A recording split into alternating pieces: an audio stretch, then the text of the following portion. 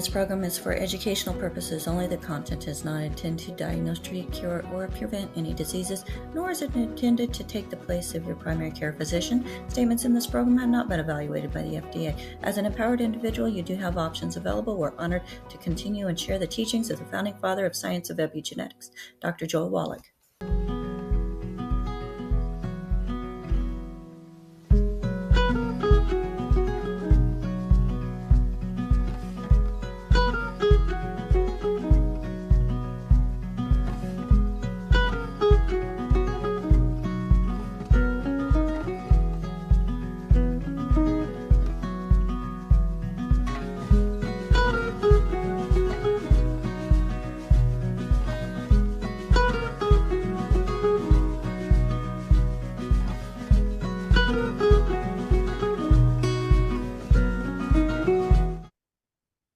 Hello, everybody. Let's go ahead and open up that waiting room, as yes, we do have a live studio audience.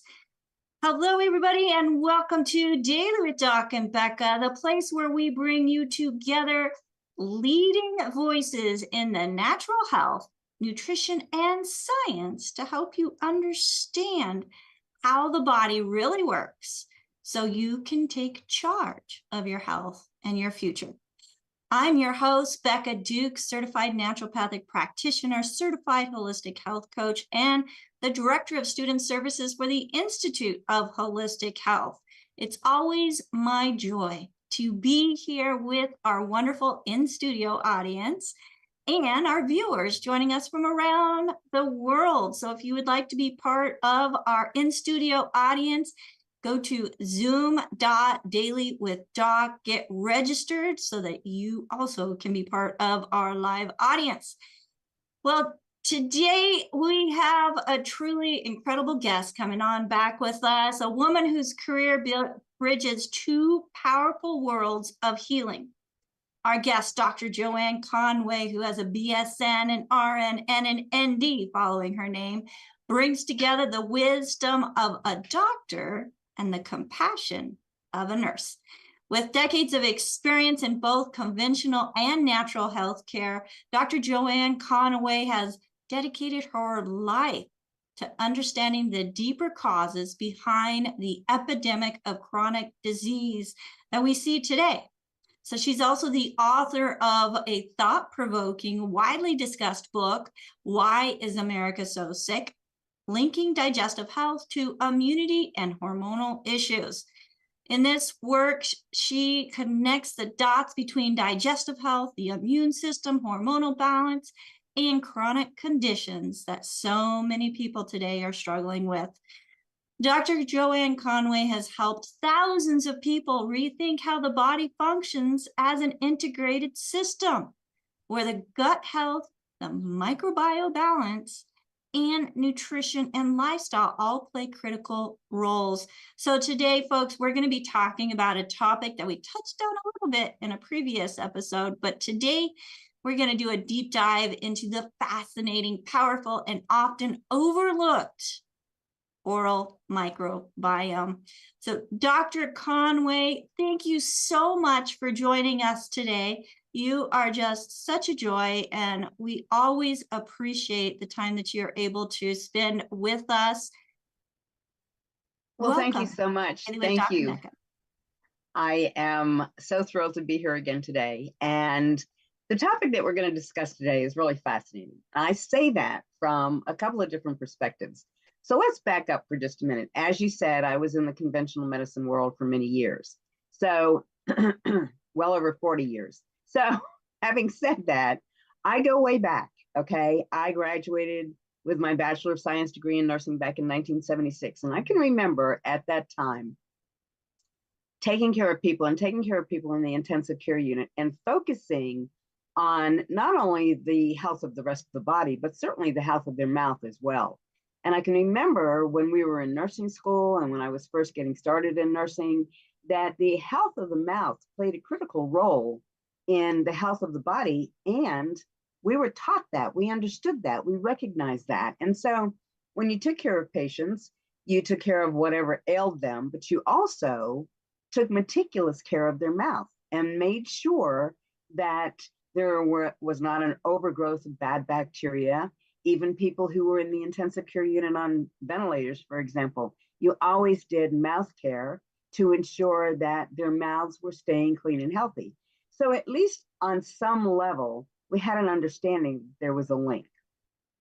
Well, way back then is when we started to compartmentalize. Actually, is before that, but it became a very serious thing in medicine as far as your pulmonologist took care of your lungs, your cardiologist took care of your heart, your nephrologist took care of your kidneys. We kind of separated everything out. And the interesting thing from my perspective is dentistry and the dental field just kind of got left out.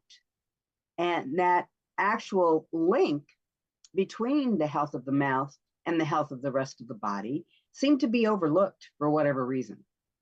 Now, I can remember I have been teaching for quite some time and teaching on the gut microbiome for quite some time. And I was asked if I would consider putting together a lecture on the oral microbiome. And I can remember when I was asked, I thought, well, I know there's an oral microbiome, but I really didn't give it the credit that it's due. I used to start all my gut lectures with the gut begins in the mouth. We know that, okay? However, I never really made the distinction, never really isolated the oral microbiome to be how critically important it is. And so when we look at the oral microbiome, much like the gut microbiome, there are millions, trillions of bacteria.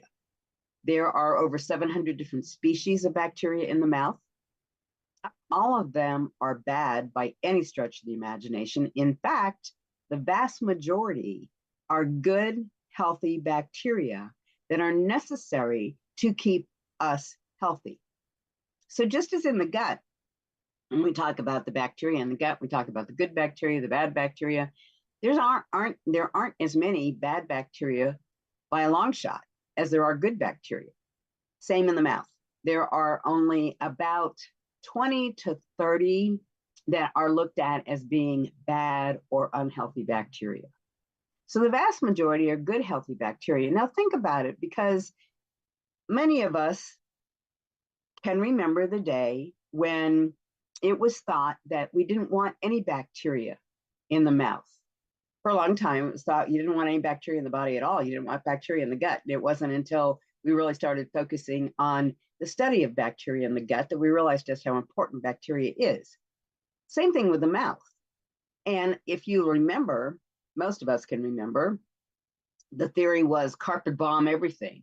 You know, use that antibacterial mouthwash, get rid of all the bacteria. If you get rid of all the bacteria, it's going to help freshen your breath. It's going to help keep your teeth healthy. It's going to help keep your gums healthy. And what reality shows is that's not true. When you kill off all the bacteria, because carpet bombing will do that, okay? It kills off not only the bad stuff, but the good stuff as well. When you kill off all the good, healthy bacteria in the mouth, you take away from the mouth very important aspects of health. People will say to me, well, what's the purpose of the microbiome of the mouth? What's the purpose of the oral microbiome, as we call it? Well, to maintain homeostasis is one thing. When we look at what happens in the mouth, what we want is that balance. We want homeostasis and homeostasis within the oral cavity itself. The only way you're going to accomplish that is if you have these good bacteria that actually will help to do the things that we know good bacteria do. They actually protect the mouth from disease-causing invaders. They help to transport oxygen to the gums. They actually help to remove waste from the surfaces of the mouth. Interestingly enough, those good bacteria play a critical role in helping to remineralize our teeth. A lot of people don't think about the fact that our teeth constantly require remineralization, or they will fall out, okay? They will become ridden with cavities and they will fall out. They require constant remineralization, and that remineralization can only happen if you have a lot of good, healthy bacteria. They also, interestingly enough, contribute to the well-being of every other aspect of our health. When we study the mouth now, the understanding has come to light that 90% of all chronic disease can actually be linked to an unhealthy mouth. So when you think about it and think about the fact that we understand that mineral and vitamin deficiencies, those nutritional things that we are so fond of, how much they contribute to chronic health and chronic disease, and then add to that what we now understand with respect to how an unhealthy mouth, because there's not enough good bacteria, contribute to chronic disease. It's fascinating because from my perspective, looking at a person and working with people all the time, I find that oftentimes people will struggle with many maladies that don't seem to be helped necessarily by the nutritional regimen that we put them on. And so oftentimes what we find is it's because the health of their mouth is so poor. Now, I'm going to also say that there are bad bacteria in the mouth. We know that there are bad bacteria that cause dental disease, dental caries. We know there are bad bacteria that actually cause gum disease and periodontitis. When we talk about the basic steps along the way, how a person's mouth will become unhealthy, we know that if a person's mouth is healthy and if the gums are healthy, there are tight junctions between the gums and the teeth. And those tight junctions allow for a healthier body because the things that leave the mouth that go down into the gut are also able to leave the mouth and go into the vascular system if you have gaps between your gums and your teeth. So when you develop something like gingivitis, so now you're starting to develop unhealthy gums, this is when you start to perhaps see a little bit of bleeding when you're brushing your teeth or a little bit of bleeding when you're flossing. You start to alert yourself to the fact that there must be something going on. Now, some people think, oh, a little bit of bleeding when I brush my teeth, that's normal. No, it's really not. You should not experience any bleeding when you brush your teeth. You should not experience any bleeding when you do any type of flossing, because what's happening is there's inflammation, and that inflammation allows for the creation of a gap between the gums and the teeth. And then if it's not dealt with and dealt with appropriately, you develop a periodontitis. And a periodontitis, now you've got wider gaps. Those are the people who, unfortunately, it looks like you can see the roots of their teeth in some situations. And then advanced periodontitis, which actually can impact the bone underneath the tooth. So these are the different stages of gum disease. And what we know is that if a person has a mouthful of unhealthy bacteria, they will more than likely advance to advanced periodontitis very, very quickly.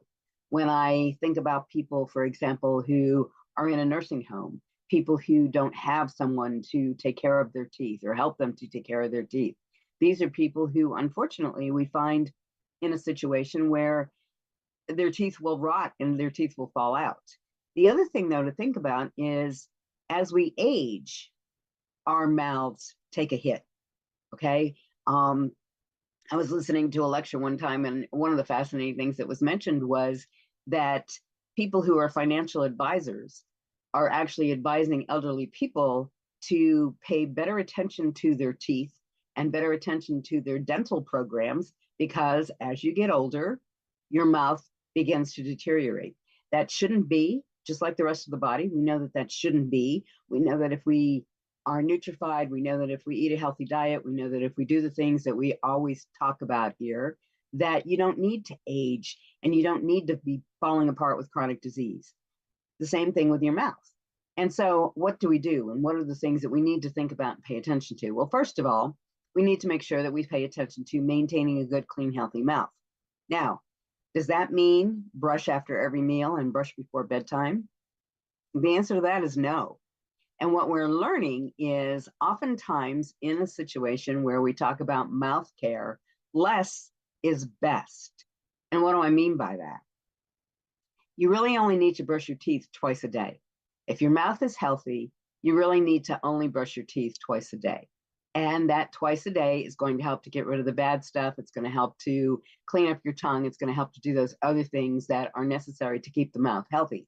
But if you're brushing more often than that, you are actually killing off too much of that good, healthy bacteria, and you are contributing to the damage of your gums. more frequently. Another thing that has come to light, there are many people who still sign up to go in and have their teeth cleaned once every 3 months. Got to get in, have my teeth cleaned. That is also no longer recommended. It's no longer recommended that you get a cleaning, a dental cleaning every 3 months. Now they say every 6 months. Some dentists out there say, if you take care of your teeth and you do the things that we know will help to remineralize the teeth, help to keep the teeth and gums healthy, you should only have to go in for a cleaning once a year. Now, I know that there are dentists out there that'll say, wait. You know, if I'm only seeing you, or a dental hygienist, if I'm only seeing you once a year, then what's that going to do to my pocketbook? I'm not worried about that. What I'm worried about is whether or not a person can maintain a healthy mouth and keep their mouth healthy without having to go to the dentist several times a year for a cleaning. So when we talk about the bacteria in the mouth, much like the bacteria in the gut, it needs proper nutrition. Now, I want you to think about this for just a minute. We're talking about good bacteria versus bad bacteria. If we use antibacterial mouthwash, for example, we kill off all the bacteria. So what we want to do is we want to make sure that we are helping to lessen the bad bacteria by making sure there's an abundance of the good, healthy bacteria. Diet plays a critical role in the health of your mouth microbiome, much like it plays a critical role in the health of your gut microbiome. And so your diet needs to be diverse so that you're feeding the bacteria in an appropriate way. So let's say, for example, I want to make sure I've got a lot of good, healthy bacteria in my mouth. What I want to make sure that I'm eating is lots of good, healthy, organic vegetables and fruits. Those vegetables, just think about it for just a minute. When you're chewing on those vegetables, if you're eating a salad, for example, and you're chewing on that salad, you're churning up all of that lettuce and tomato and cucumber, and you're actually feeding all the good, healthy bacteria. In addition to that, what we know is if you're eating like that and feeding the good, healthy bacteria, you're not allowing for an overgrowth of the unhealthy bacteria.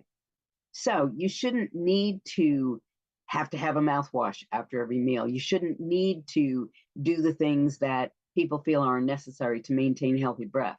What you need to do is you need to feed the mouth bacteria. You need to feed the oral microbiome and make sure that your mouth microbiome is staying healthy. Now, there are some unhealthy bacteria that are in the mouth. One of the ones that got a lot of press and a lot of review a few years ago is Porphyromonas gingivalis. This is a bacteria that's linked to various different unhealthy chronic conditions in the body. The particular study I'm referencing is a study that said that they had discovered, if you will, the true cause of Alzheimer's. And what they said in this study, interestingly enough, was that it was the Porphyromonas gingivalis, or the PG, leaving the mouth, getting picked up into the circulation, and depositing itself in the brain. And that's what was causing Alzheimer's disease. Now, interestingly enough, when you do a deep dive, originally you go out and you start, oh, this is an interesting study. Let's take a look at this. Let's see what we can find. Well, there are many sites that will reference the study. Interestingly enough, it seems to be the same study over and over and over again, okay? But what they found was that study, although it looked like it may be credible, really didn't meet muster. And what they determined was that PG, or Porphyromonas gingivalis, is not the cause of Alzheimer's disease. Perhaps several unhealthy or bad bacteria may be contributing, but it is not the cause. When we talk about Alzheimer's disease, you know, the the thing that we always talk about is plaques. The plaques that develop, the plaques that form in the brain. And when the plaques form, those messages that cross the synapses kind of bump into the plaque, if you will, and can't get where they need to go. Well, interestingly enough, the other side of the coin is those plaques are not developing as a result of the deposit of certain bacteria, but rather as a defense mechanism to help to protect the brain. So there's two ways that they're looking at it, but fascinatingly enough, that entire study, although it seemed very credible in the beginning, has kind of been dismissed as not true. So, unfortunate, I guess, for the people who did the study who wanted to convince us that they had finally come upon the cause of Alzheimer's disease, because we've been trying to determine the cause of Alzheimer's disease for many, many years. And there are many reasons, in my opinion, that a person can develop Alzheimer's disease. It's not simply a bacteria. So that's one of the things that I find fascinating. When we look at PG as a bacteria, for example, it's been linked to various different conditions throughout the entire body. And it, again, is a bacteria that is in the mouth. And many people say, well, why do we even have it? Well, unfortunately, that's one of those why questions that I can't answer. It's like certain bacteria that are in our gut. People will say, well, why do we even have it? Well, I'm not exactly sure why it's there. However, what I do know is that it is there. And if you have lots of good, healthy bacteria, because you take care of your mouth, then the PG is not going to be a problem for you. I would venture to guess that any one of us that go and have our bacteria checked in our mouth will find that we have PG. I know I have it. I have it in my mouth. I had my bacteria tested, and I do have it. But it's not problematic. It's not causing me any issues or problems because I keep a healthy mouth. So I think one of the things that we need to think about is, what does it mean to keep a healthy mouth? And what do I need to do to make sure that I'm keeping a healthy mouth? Well, there are various different things that we can do, various different ways we can approach a healthy mouth beyond making sure we get cleanings several times a year, because as I said, that's definitely not necessarily what we want to do, okay? We want to make sure that we brush and floss a couple of times a day. Now, it's interesting when you go out and you do the research, because there are like about 25% of the population who will admit that they've gone 2 or more days without brushing their teeth. Now, from my perspective, I can't even imagine, okay? I know I've been in the hospital a couple of times, and the first thing I want to do is grab a toothbrush. I can't stand it, okay? But there are people who say they've gone 2 or 3 days without brushing their teeth. One of the sad statistics that I learned was 1 in 4 parents admit that they do not routinely, regularly help their children brush their teeth. Now, for me, that's a sad statistic, because what we know is kiddos can be very prone to cavities, and especially if kiddos are eating what we refer to as the standard American diet, eating those foods that cause a highly acidic environment in the mouth, that can drive the development of cavities. We know that kiddos are already prone to cavities because they eat so much junk food, if you will. And so if mom and dad doesn't take the time to, or they don't take the time to teach a child how to take care of their teeth, then the sad reality is these kids may in fact have lifelong problems as a result. Now, I know with my 2 granddaughters, my son and his wife are fastidious about their teeth. And I can remember the first time my granddaughter came to spend the night, we went in to brush her teeth. And she says, "Grammy, you have to sing the happy birthday song." I mean, not the happy birthday song, the brush your teeth song. And I'm like, okay, I didn't know there was a brush your teeth song. So she had to teach me the song about brushing her teeth while we were brushing her teeth. It's the cutest darn thing. She was 2 years old. But the fact of the matter is, both of these kids know that brushing your teeth is a very important thing. And the little one, who's almost 3 now, walks around with a toothbrush in her mouth most of the day. She just thinks brushing her teeth is the best thing that she has to do all day long. But the fact of the matter is, parents are responsible for the health of their children, in my opinion, and they should be helping their kiddos learn how to brush their teeth. So I think that was, again, one of the more fascinating statistics that I came across. 1 in 4 adults admit that they don't routinely help their kiddos brush their teeth. So why are we seeing so many issues and problems with kids with dental caries? Well, that's a big part of the reason why.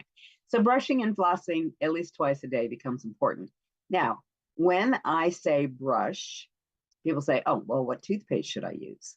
You know, this is another thing when we start talking about the dental industry and we start talking about the industry that has brought us all these fancy toothpastes and all this fancy mouthwash and all of the things that make them a lot of money.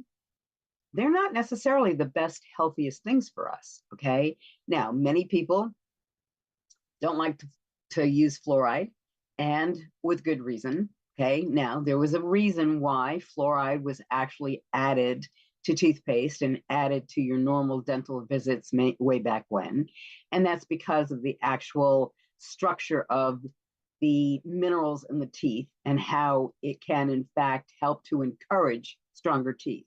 There's no two ways about it. However, we are overusing fluoride, in my opinion, and because of what we understand about fluoride, many of us don't want to take part in that. So there are many good toothpaste products out there that don't have fluoride. And some of the more popular toothpaste products now that don't have fluoride, they're not under the standard names that we're very familiar with. These are toothpastes that instead have colloidal silver in them. Some of them have hydroxyapatite, which is part of the tooth structure. Interestingly enough, what it is it's just a combination of calcium and phosphorus, very important for the teeth. But these toothpastes actually have these ingredients in them, and they do not have fluoride. They're fluoride free. These toothpastes actually help to encourage the good, healthy bacteria while killing off the bad bacteria. When we have a mouthful of bad or unhealthy bacteria, we're likely to have bad breath. We're likely to be that person that no one wants to get close to when they're talking because their breath is so bad. So some people say, well, I have to use mouthwash to keep my breath fresh. Not true. Okay, I have not used mouthwash for years, and people don't complain to me that I have bad breath. I have not used mouthwash, and I won't use mouthwash. And a big part of the reason why is because of the understanding that when you use mouthwash, especially an antibacterial mouthwash, and most of your more popular mouthwash solutions are antibacterial. They either have alcohol in them or they have something else in them to make them antibacterial. Why does that become problematic? Well, one of the things that we know is deep in the crypts of your tongue live specific bacteria that are anaerobic bacteria, meaning they don't require oxygen to carry out their normal functions. If you're killing off those bacteria, you're not only killing off that good bacteria, you're damaging the rest of your body because those bacteria are specifically designed to help to promote nitric oxide. Now, we all know how important nitric oxide is, okay? When we talk about nitric oxide, we talk about things like beets and arugula salad and things like that. When we talk about nitrates, oftentimes people say, oh, nitrates, I don't want nitrates in my diet. Well, that's when we're talking about things like bacon and deli meats and things like that. No, you do not want those nitrates. But in the human body, there are two pathways whereby nitrate is broken down to nitrite and then nitric oxide. One of those pathways is a pathway that actually includes the use of these bacteria. These bacteria actually create an enzyme that is designed to break down the nitrates in healthy foods and ultimately yield nitric oxide. Now, nitric oxide is important for function of the frontal lobe of the brain. Nitric oxide is important for cardiovascular health. And one of the fascinating studies that actually made this make a whole lot of sense to me was a study that was done that looked at people who had high blood pressure. These people had high blood pressure. They used an antibacterial mouthwash once or twice a day. And that antibacterial mouthwash, of course, killed off these bacteria that live, again, deep in the crypts of the tongue, not something that you're likely to taste or recognize. It's way back there, okay?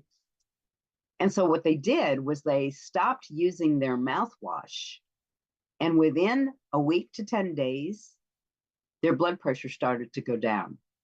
And many of these people who had high blood pressure actually were able to resolve their high blood pressure issues by stopping the use of antibacterial mouthwash. Now, that was a very fascinating study for me. When I came across that, I was like, wow, are you kidding me? I can't even believe that. But once again, it has everything to do with balance. It has everything to do with the need for maintaining a healthy balance. So all those antibacterial mouthwashes that are so popular, that are on the shelf in every grocery store, every department store, every drugstore, we don't need those mouthwashes, in my opinion. Now, some people say, oh, I grew up using a mouthwash. I have to use a mouthwash. That can be your choice, but there are mouthwashes out there that do not have the alcohol and do not have the antibacterial aspect. That's the kind of mouthwash that you want to consider using. Many mouthwashes now, there are several different companies that have really nice colloidal silver mouthwashes, and people who use excuse me, colloidal silver are actually helping to benefit the healthy bacteria and freshen their breath. So that's another choice that you can make. But once again, most people don't need to use a mouthwash. The other thing, as I said, diet is critical. Diet is critically important from the standpoint of making sure you're getting a diverse diet.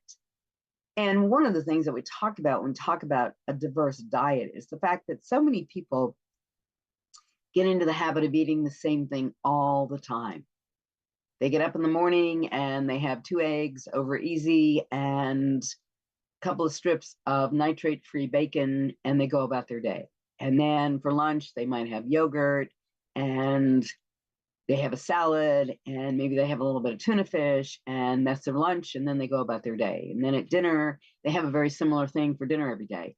And some people, especially people who have busy lifestyles, people who are in the healthcare industry, for example, who stay very busy all the time, they have a tendency to just, I know it tastes good, I know I enjoy it, I know it satiates me, I'm going to eat it. So they eat the same thing day after day after day after day. This impacts in a negative way the mouth microbiome and the gut microbiome. If you don't have diversity in your diet, you're not feeding all the different kinds of bacteria that are healthy bacteria that are necessary to make sure the mouth stays healthy. So, as I said, in my opinion, diet is key.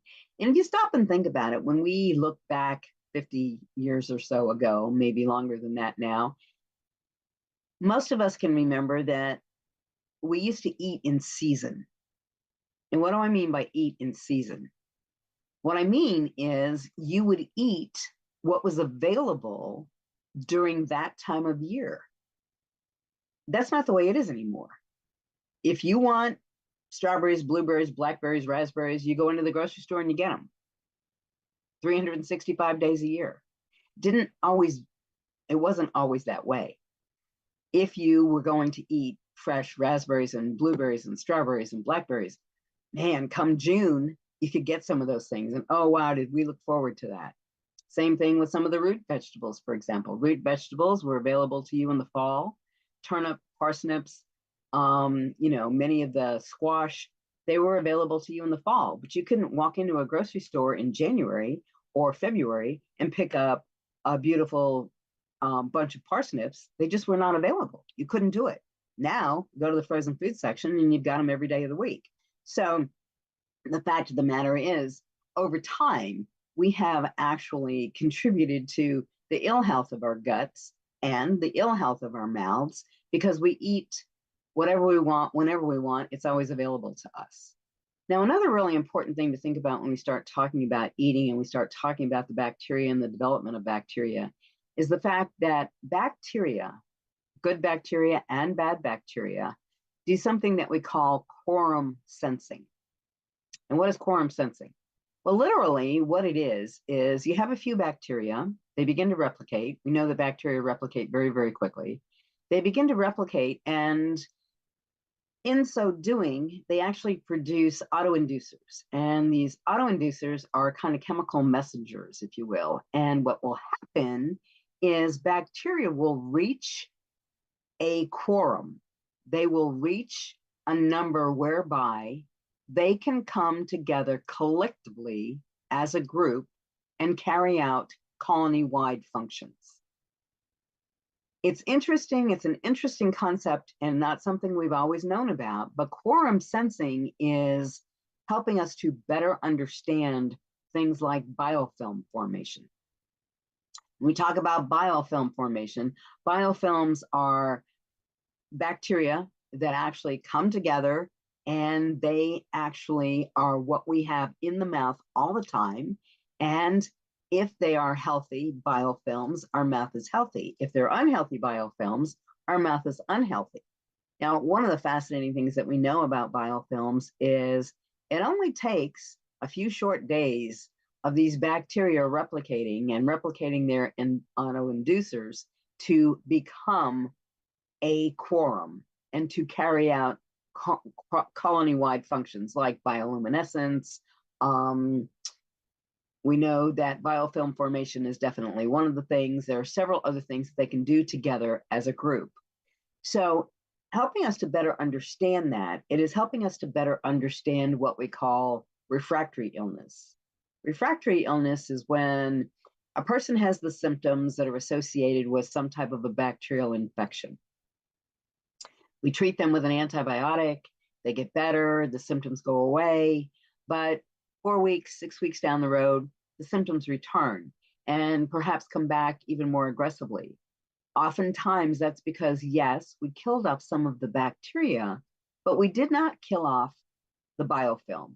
And so, unfortunately, this is why we see people who have repeated infections don't ever seem to get well. They don't ever seem to get well. And we do know that a biofilm, to kill off a biofilm, it takes about 5,000 times what a normal course of antibiotics would do to kill off bacteria. So biofilms are important for several reasons, and the understanding is important for several reasons. The refractory illness is a big part of it. But the other thing is, when we talk about biofilm in the mouth, what we know is that if your biofilm is not healthy and not dealt with appropriately, that's what's going to ultimately lead to plaque and ultimately lead to tartar.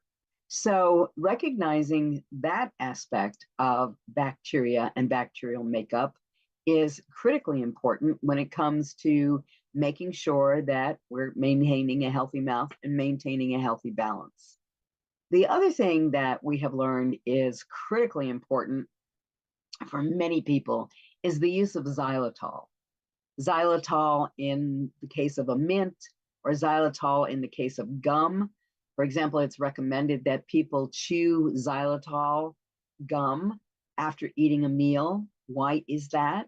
We know that the xylitol helps to feed the healthy bacteria and also helps to get rid of the bad bacteria.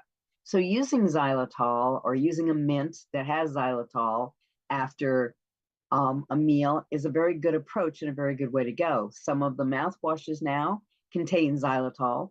Xylitol, again, is one of those things that we have recognized actually helps to improve and benefit the function of the bacteria and create a healthier bacterial balance in the mouth.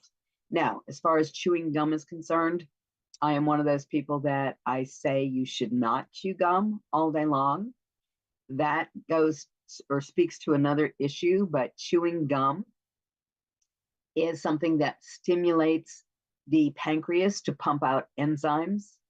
Remember that anytime you take in anything that's a food or a beverage, or you chew and you're doing that activity with your mouth, your pancreas says, oh, we've got to get ready here. We've got to pump out enzymes because we need to break down whatever's coming down. The pancreas does not necessarily realize that nothing's going to be coming down except a lot of saliva when you're chewing gum. So when I say chew gum, I don't mean take xylitol gum and chew it all day long. Chew it briefly after a meal and then get rid of the gum. And again, that's going to give you the xylitol that's going to help to stimulate the healthy bacteria, help to feed the healthy bacteria. You know, just like we talk about prebiotics and probiotics, what we're talking about is feeding the good healthy bacteria. That becomes critically important, and xylitol is one of the ways to do that. And then again, the other things that I talked about, you know, brushing and flossing, definitely important, but just don't do it all the time. Don't do it several times a day. That's not healthy. With respect to flossing, the recommendation there is to make sure when you're flossing that you're flossing with the old-fashioned standard cotton floss, okay? A lot of people like to use the floss picks. The problem with that is when you punch those things down between your teeth, depending on how closely your teeth are together in your mouth, oftentimes it snaps down too aggressively and can cause bleeding of the gums. Remember, anytime you're bleeding, you have opened up your gum, and that's a way for bacteria to enter the cardiovascular system. So how do the bacteria get into the cardiovascular system? Two ways. They can get into the cardiovascular system because of damage to the gums in the mouth, or remember, the mouth is the gateway to the body. The bacteria, the majority of the bacteria that are in the mouth end up in the gut, okay? Some of them don't survive the hydrochloric acid going through the stomach, but many of them do end up in the gut. So if we are introducing bad bacteria that way, it can get picked up in the circulation through the gut and go off and do bad jobs throughout the body, okay? So those are the things that we need to think about. Just making sure that we're brushing and flossing regularly, making sure that we're eating a diverse diet, making sure that we're maintaining hydration. This is another thing. People who have dry mouth oftentimes have a problem. They have a problem because of the dry mouth. Many times with elderly people, if they're on medications that causes dry mouth, they will really struggle with healthy teeth and gums because they have dry mouth all the time. In those people, we suggest, of course, improve your hydration, but sometimes chewing on xylitol gum or using a xylitol mint for those people will help to actually help to stimulate saliva production. Saliva plays a critical role in the health of our mouth. And if we don't have adequate amounts of saliva, we're not going to be able to wash out bad bacteria. We're not going to be able to remineralize the teeth. The other thing is pay real close attention to what you're eating in terms of sugar.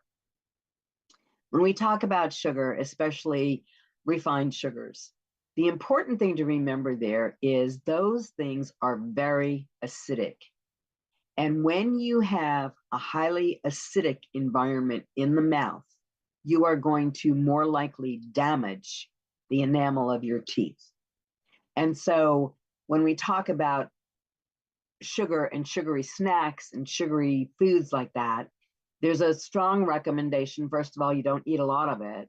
But second of all, if you do eat sugary foods and sugary snacks, do not brush your teeth for at least 30 minutes to an hour afterwards. And that's so that the saliva itself will help to neutralize that acid environment back to a more basic environment so you're not damaging the teeth. Imagine putting, if you will, just a little bit of acid on your teeth. You're going to start to erode that enamel. But if you put a little bit of acid on your teeth and then you brush, that's going to further erode the enamel.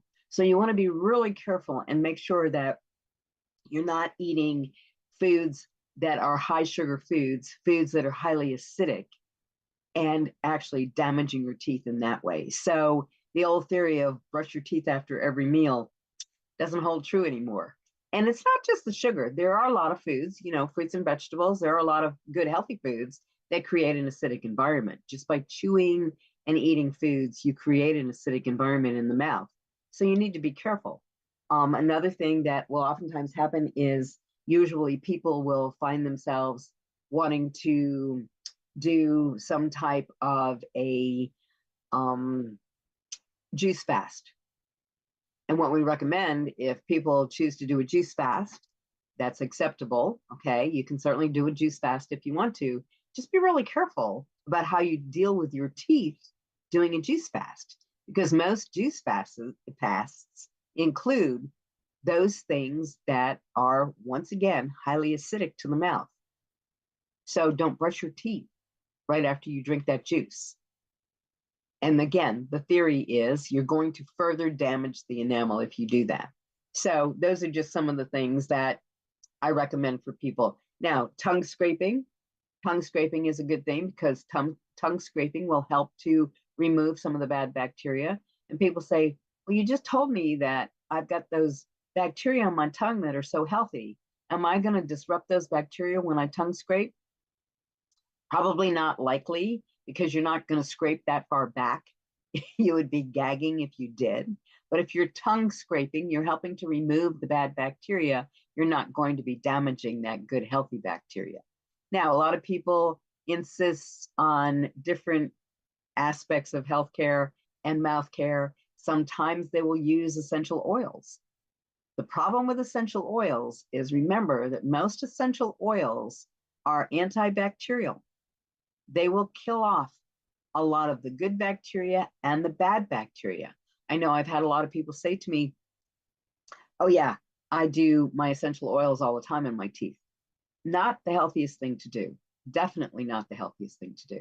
Now, another recommendation that I have is to use a good probiotic, a good oral probiotic. Now, fascinatingly enough, that comes with a bit of a caveat.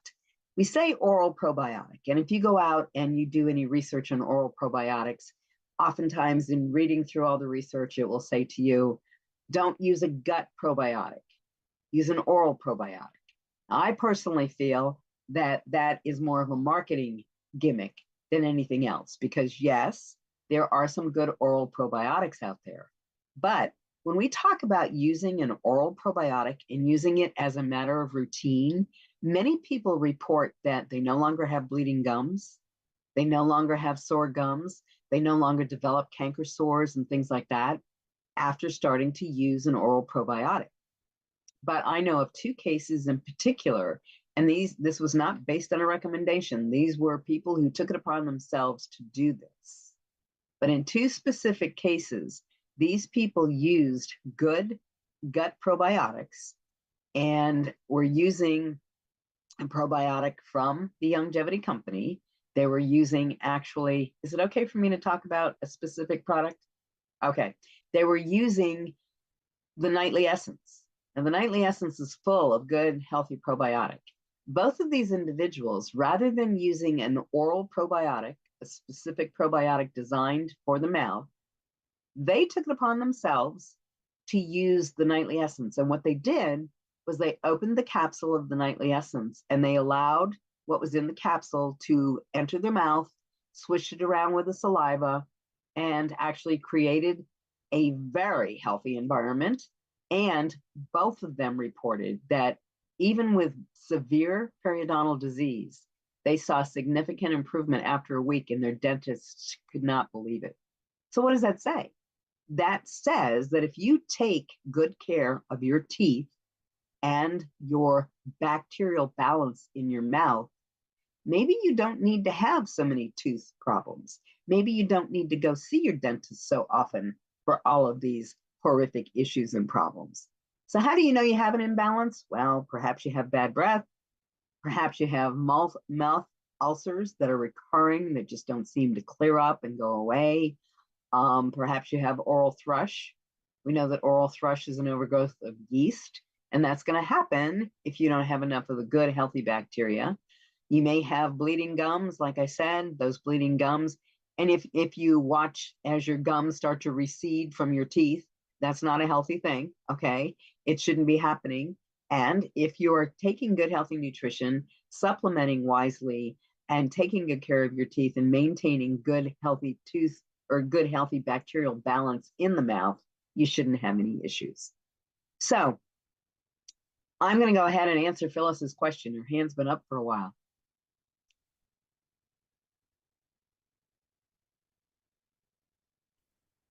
Hello, Dr. Conaway. Hi, how are you? Just right. How are you?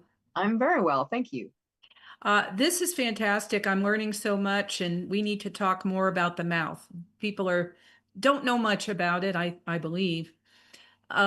We have a couple of YouTube comments and a two-part question. Okay. Rod says, I love Dr. Conaway and her willingness to share her knowledge. And Olga says that xylitol is very popular in Scandinavian countries, especially in Finland. When you fly Finnair, you find out very quickly. Yeah. All right. And then Olga, her question, she says, before removing my mercury fillings, my biological dentist gave me 2 tablets of activated charcoal to chew and not swallow. So number 1, please comment on that. And number 2, is activated charcoal beneficial to take after your mercury fillings have been removed? Okay, very good question. And the answer to that is, thank goodness that the biological dentist is on top of things. Oftentimes I will get the question, should I have my mercury fillings removed? And from my perspective, the answer to that is yes, but you need to make sure that you're seeing a biological dentist, a functional dentist that knows what they're doing. Not every dentist can remove your mercury fillings. Why do I say that? Because in the removal of the mercury fillings, there's a lot of off-gassing that happens, and they have to have a special vacuuming device in place to be able to remove those fillings and not have you, your body, or the bodies of anyone else in the office exposed to the mercury off-gassing. So that's an important thing. But what we know is the activated charcoal will, in fact, help to absorb some of the mercury. And so the answer to that is yes. Very wise choice.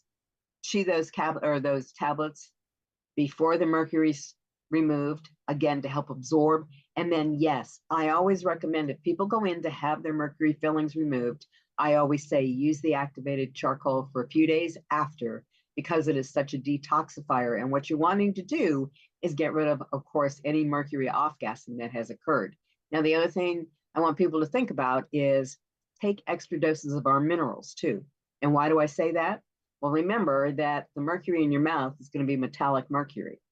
You want to neutralize that metallic mercury, and our colloidal minerals will help to neutralize the metallic mercury. So I always suggest at least 2 or 3 ounces a day, every day. And it's not a bad idea to kind of do a swish and swallow, if you will. Go ahead, and if you can stand the taste, okay, go ahead and put the minerals in your mouth, swish it around a little bit and swallow it, because that colloidal mineral, that colloidal form of mineral, will in fact help to neutralize the metallic form of mineral in your body. In fact, Sherry had a great tip last time you were, when you were on last. She adds the liquid Beyond Osteo to those plant-derived minerals when she swishes them in her mouth. And that really helps with the taste. Yes, absolutely. And also, when we take that activated charcoal, now the dentist said not to swallow before the removal, but afterward, are we swallowing these activated charcoal capsules? Usually capsules, not the tablets that they usually use to chew before the actual removal is done. Those tablets are chewable tablets, and that it kind of allows you to leave that activated charcoal in your mouth. But after that, I say use the capsules. And we're swallowing those. Yes. Okay. Yep. Very, very helpful. Back to you, Becca. All right, Dr. Conaway, this is just absolutely fantastic. I was taking so many notes, and one of the first things that you mentioned that I thought was quite ironic is that the financial advisors were actually recommending to their clients to focus on oral health. And I love the fact that more industry is opening up into the importance of how our bodies are designed. Exactly.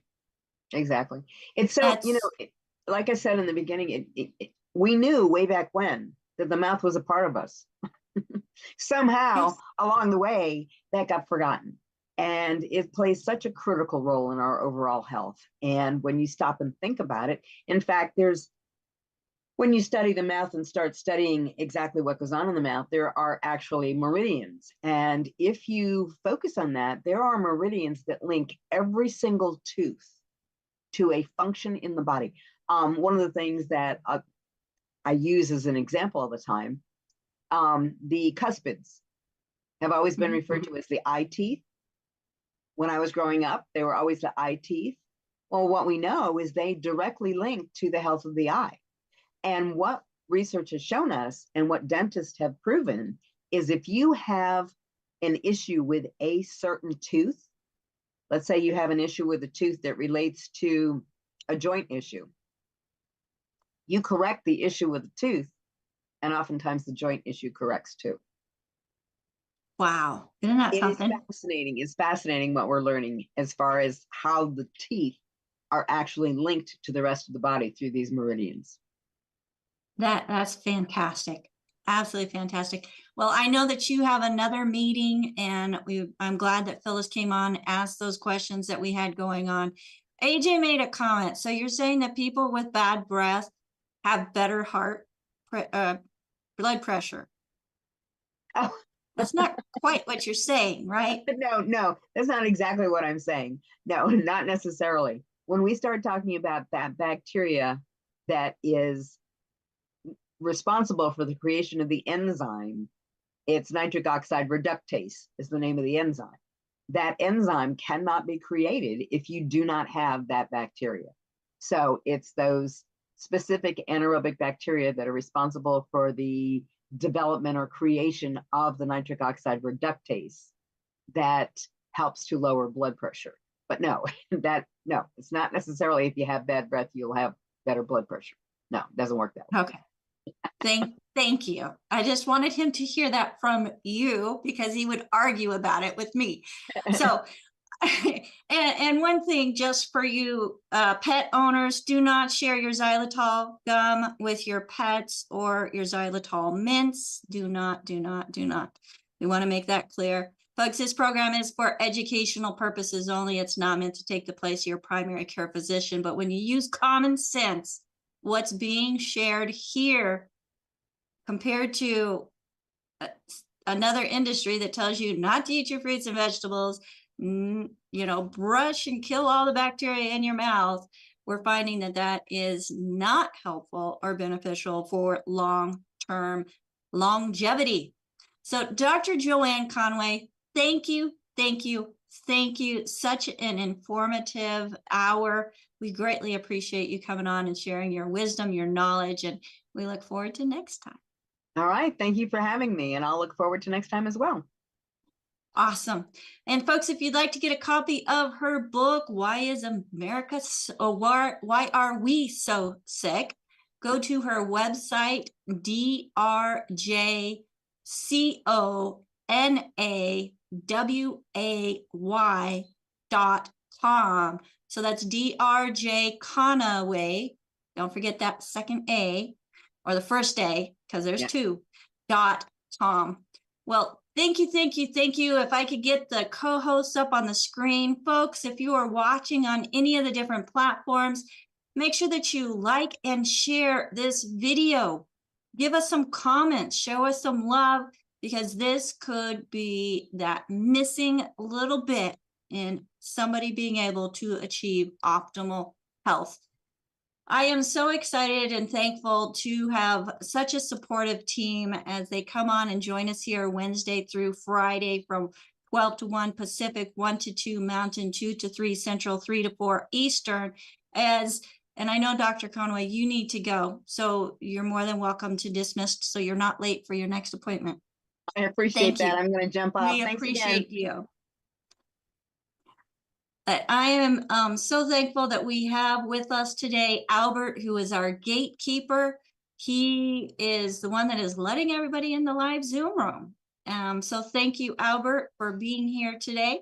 We have Ruth Allen, my executive production manager, who is instrumental in making sure that, one, we stay on task, our audios work, our lighting is correct, and also that the stream is being collected and sent. So thank you, Ruth Ellen, for all that you do. We have Marilyn, who is doing some amazing notes in the chat, doing dictation, transcription. I could just save this and search it and I know all the answers. Thank you, Marilyn. And we also have Phyllis, who is adding to that chat. And again, that's only available if you're here live with us in the Zoom. And she's also out on the platforms watching for your comments and questions that are being presented on different platforms. So comment and question, go, go, go. We've got you covered on getting answers for you as well.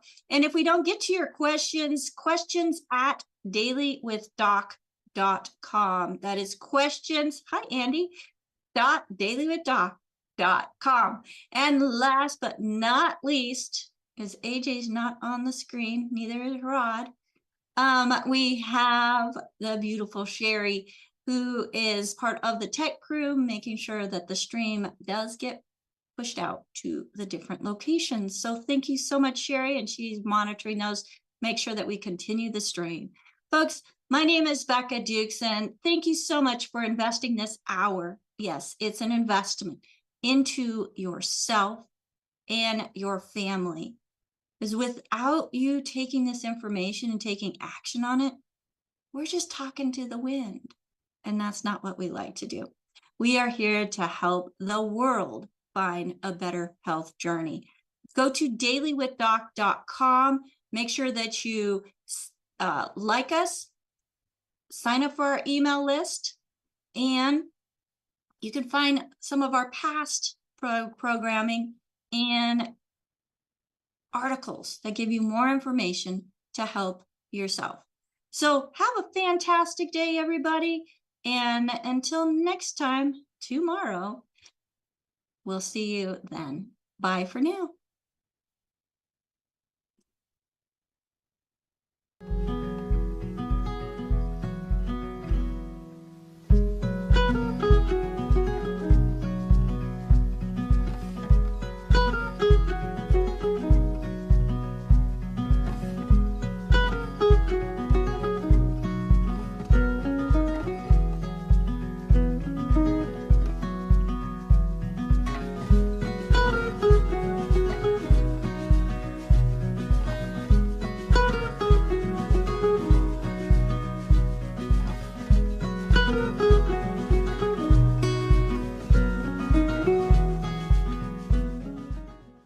This program is for educational purposes only. The content is not intended to diagnose, treat, cure, or prevent any diseases, nor is it intended to take the place of your primary care physician. Statements in this program have not been evaluated by the FDA. As an empowered individual, you do have options available. We're honored to continue and share the teachings of the founding father of science of epigenetics, Dr. Joel Wallach.